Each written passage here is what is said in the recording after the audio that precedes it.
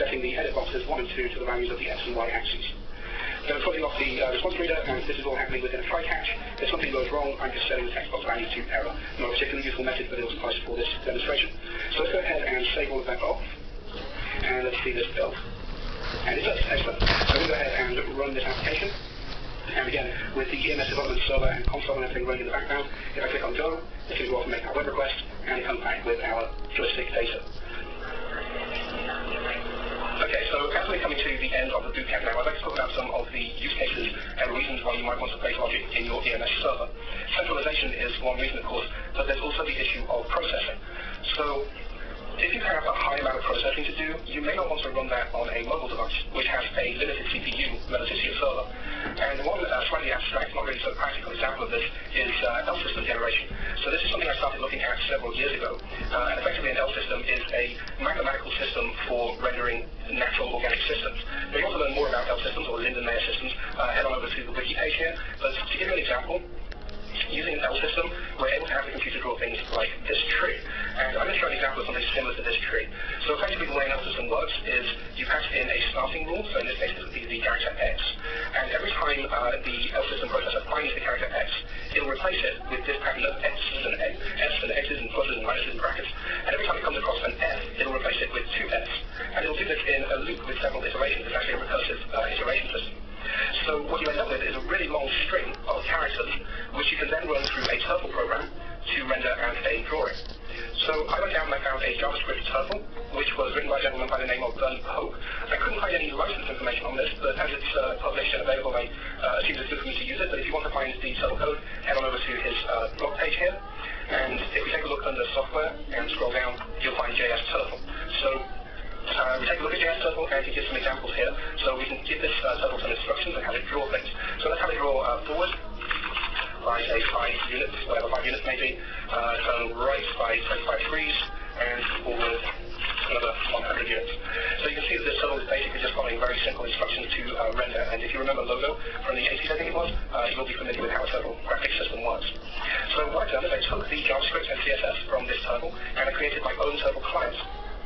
So go ahead and pop the source code over now. And so what the client does when we call the do Lindenmayer function is it goes out to an endpoint, which I'm going to take a look at in a moment, called Lindenmayer, and it makes a call and has the server do the heavy processing of generating a string of instructions.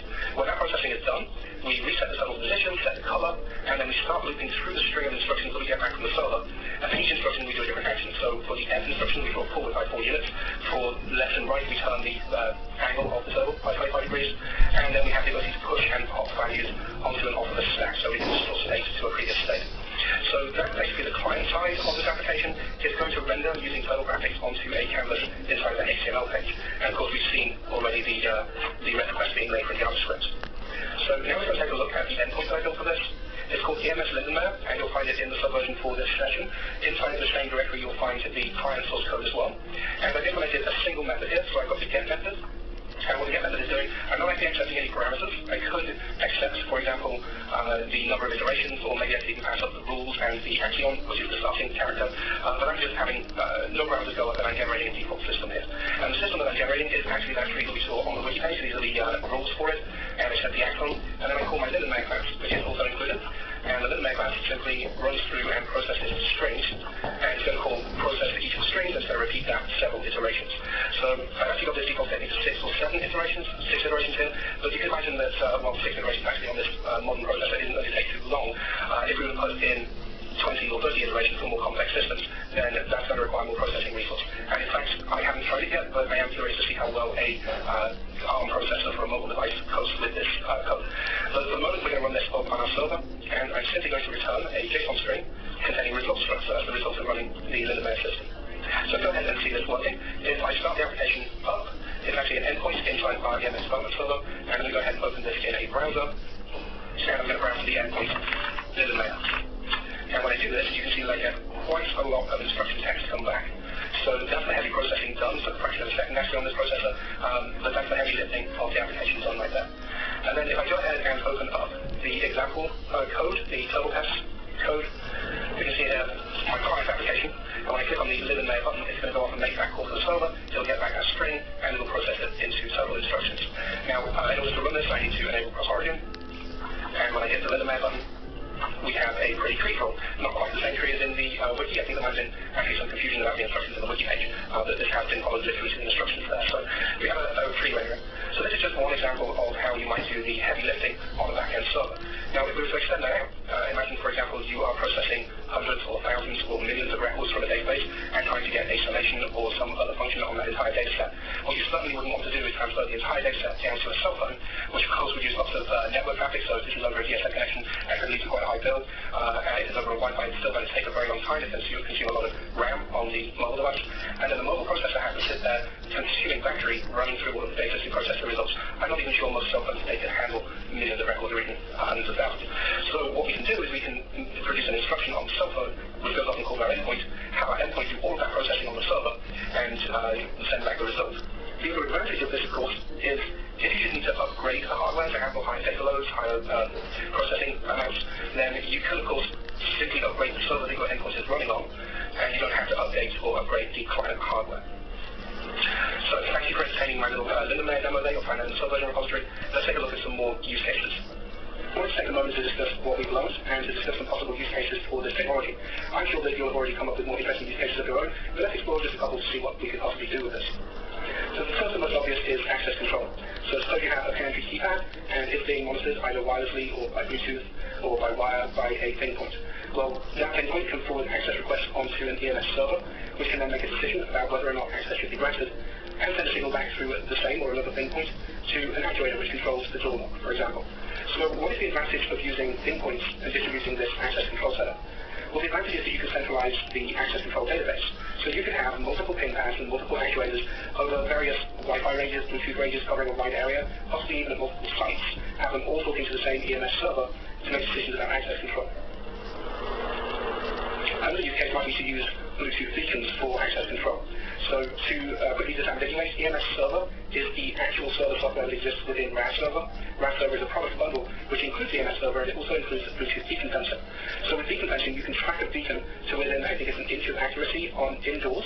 It's kind of like GPS for indoors, where GPS doesn't work too well. Beacons work very, very well down to the inch of accuracy.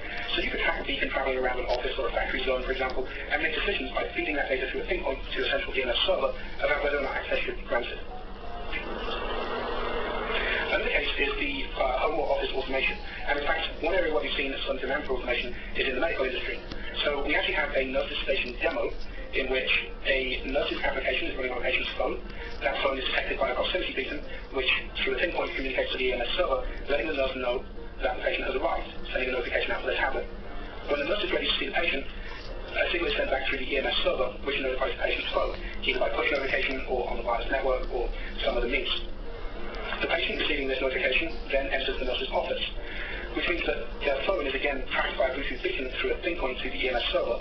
And once inside the nurse's office, vital statistics such as the patient's weight can be taken on a scale connected by Bluetooth, their heart rate on a heart rate monitor connected by Bluetooth, and all that data is fed back to an EMS server so it can be stored on a central database. Let's now take a quick look at this demonstration in action with Jimmy Keith. This is a brief overview of the nurse's station demonstration. It all runs on Enterprise Mobility Server backend. The EMS server is running here. It has some existing users already created, but it's easy to create a new one too. The name is test and test, and then your name for the description field. It is really easy to administer. The next step is to run the nurse application, which is on the iPad here. The beacon represents the nurse's room. On the phone is the patient app. It says the patient needs to be in the waiting room to check into the hospital. So the patient goes to the hospital hall. This beacon represents the hospital hall. The app sees it and allows for check-in now. So the patient can sign in. And this sends an EMS push notification to the nurse's application. Now back to the nurse application. It shows that the patient has arrived. This provides his name on the patient list. So the nurse can select the patient when they are ready. Now the patient's application receives a notification that the nurse is ready for them.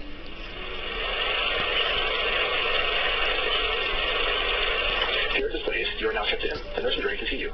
So the patient can go to see the nurse. application is updated to announce that the patient has entered the room.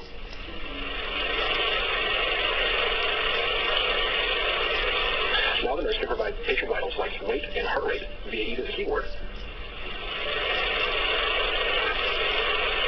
or via a Bluetooth LED connected device like this heart rate monitor.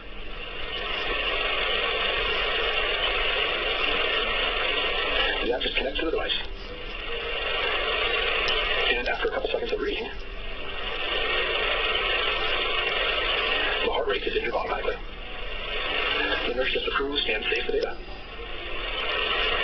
This is automatically updated on the central computer, which now shows the patient ID, heart rate, and weight.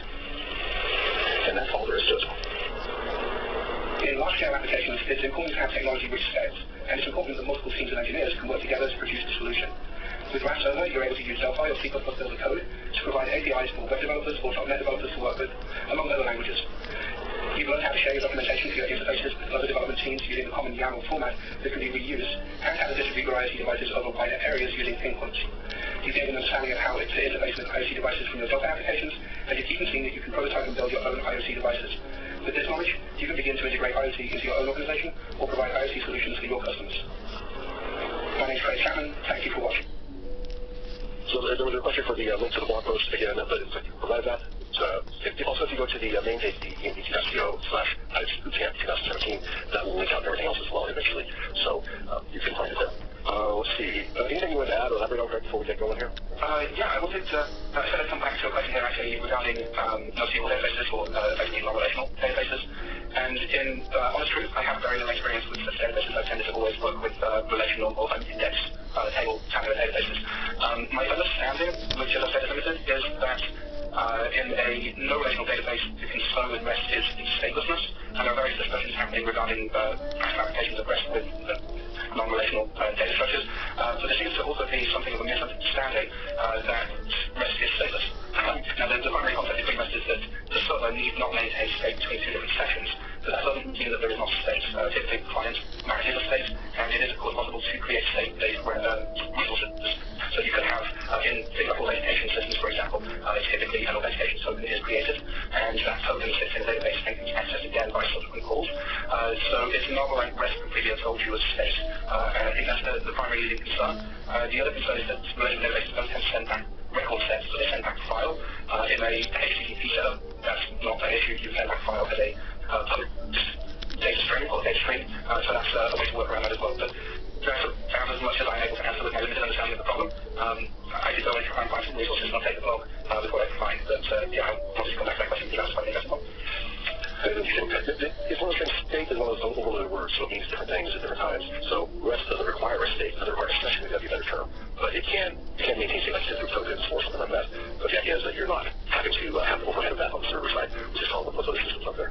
That's right. And the other thing to remember is that REST actually is a communication mechanism or resource mechanism that can be used a long time before there were any actual practical applications of NoSQL databases. The idea of NoSQL databases existed, of course, many implementations didn't exist. So, yes, there's a possible conflict between the two technologies. I know a lot of like background as a service, like parsing can be something like that, use a NoSQL database for MongoDB behind it. Yeah. Yeah, and so what they tend to do is, as I said, they send back files. Now so REST is about accessing resources right in every file and resource. So as long as you have a way of referencing what you want, you can get that resource back. And then does the processing on the client side to handle that data. Right. Yeah, and so with the NoSQL database, you're referencing it by essentially a document or a file that's stored in the database by a unique key. And so you just say, hey, I want this unique key, and you get it back. That's right. The other thing to consider with NoSQL databases as well is, so the project I work on is Teradata, which technically is kind of a hybrid. It has both relational and non-relational structures. And the thing to keep in mind is that when we're talking about that, we really are talking about massive volumes of data. I think in a lot of cases the NoSQL use in container parsers perhaps to benefit the organization is running those clouds more so than the consumer. So the question here about your use of C#, apparently, some people with compulsions, sorry about that, but certainly everything you're doing can be done in Delphi, but the idea is to show that, hey, occasionally you have to speak to people that do not have the benefit of using Delphi, and they may be subject to the next C# so you're trying to interact with them. Yeah, and yesterday I actually demonstrated engineering endpoint using Delphi, using the REST-defined components. So of course it can be done with Delphi. And I actually created quite a lengthy video series on my blog a short while ago where I live coded or real-time coded a complete solution, a complete REST solution, using Delphi as the client side and actually using PHP as the server backend. So yes, Delphi is very, very capable, but this session today was about interoperability with other languages, and so actually I had to use other languages.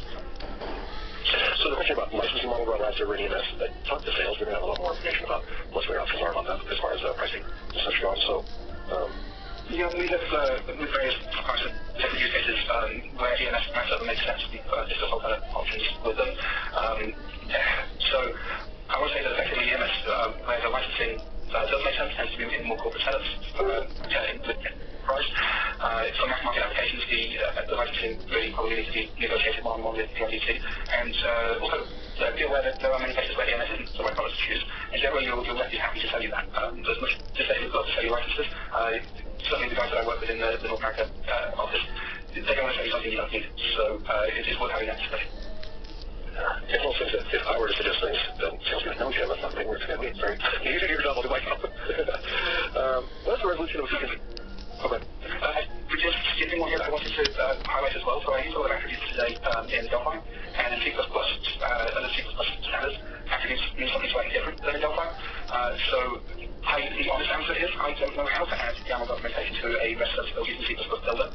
I imagine it's possible. I forwarded that question on to the relevant product people, and if I get a response back from them, I'll make sure to update my blog post on it. But the truth is, I know how to do this in Delphi and don't know how to do this in C++. Yeah, it's really actually blunt, can't press feature for that, but it is, I know disappointed, but I don't know the way of doing it. Okay. Let's see. Oh, let's see the... Actually, it's resolution of beacons. Resolution of beacons, yes. Yeah, so a beacon generates basically a radio field which is spherical, and the way the beacon fencing works is using the signal strengths and various parameters that we get in the Bluetooth packets.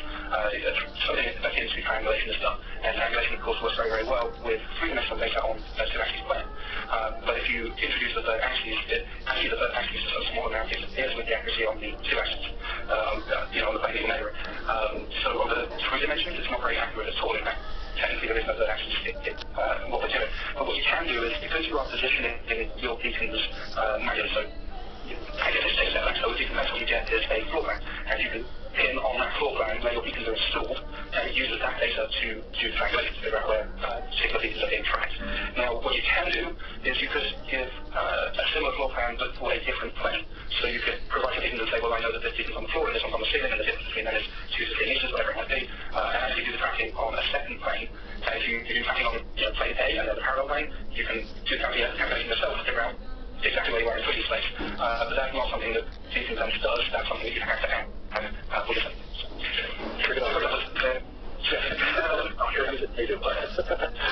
Okay. To do authentication for LDAP on employers using database with getting off to. Sure. So my understanding of L2, you can call it typically, you can call it L2 so using HTTP, have the rest server make those calls and forward that on using your own API. That's probably the way to do that. Bear in mind that REST server has its own authentication system, and there are various hooks that you can go into that authentication system and tie in other backends. So. Okay. I'll ask a question about the heart monitor. There's lots of ways to do that. If you've ever been to the doctor, they have things they use for checking up on you that are sterilizable or have coverage or whatever. So there's different ways to handle that. Let's see. Here's a good suggestion from Francis. Could we expect to have a Slider Delphi app generator? I don't see any technical reason why not, but I don't know that that's anything to be considered for the roadmap at this point. So, Francis, go to quality.marketer.com. It's a feature request. Yes, definitely worth putting any feature request and technical issues into quality.marketer.com. It does get watched. It does matter. Yeah, they put a lot of consideration on feature requests into there, so. Okay, well, I think we're getting through most of the questions here. I'm just going through these to make sure there's anything we can elaborate on. One is still on with this. If anybody has had a chance to play with some of the Vizmeo, some of the stuff Brian introduced on day 1 or day 2, and has any questions on that, certainly feel free to ask those questions now as well. This is the end of our IoT bootcamp, and we're pretty excited about that. We've got a lot of fun working on this stuff. Hopefully you have too, and ways to interesting things. So if you do have questions on any of the bootcamp, feel free to ask those now, and we'll take the answer for you. There's a question about how to save the question list. I don't know that it's possible from the client interface. I actually can't do it from my interface, from the Mac. Okay, yes, I can save it on my end. I can pull a report, but that's it. So I'll stay in the room with cages for storing vertical language in pages stack.